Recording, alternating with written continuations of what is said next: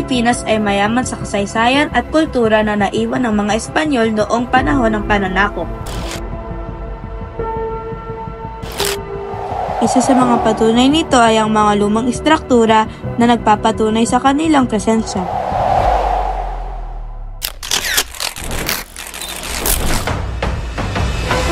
Ang mga lumang istrukturang ito ay patuloy na pinapahalagahan at pinoprotektahan ng mga Pilipino bilang bahagi ng ating kultura at kasaysayan.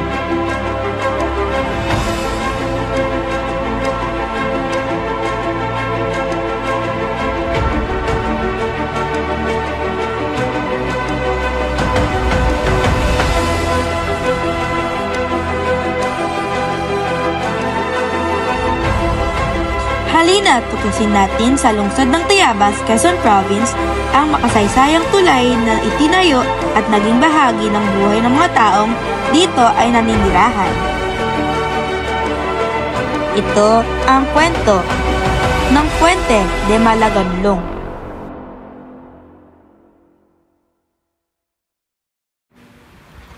Magandang umaga po. Ako po si Bernice Allison Pilansangan ng Grade 5 Aquamarine.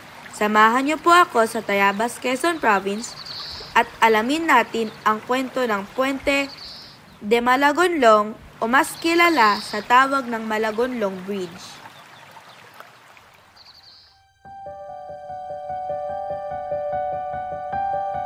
Ang Puente de Malagonlong o Tulay Malagonlong ay itinayo noong 1841 sa ilalim ni Fray Antonio Mateos at tatapos noong 1850 sa ilalim ng pamamahala ni Gobernadorcillo Don Julian S. Francisco. Ang 5-span, 445 foot long na mga bato ng arko na tulay ay gawa sa adobe, apog at pulot.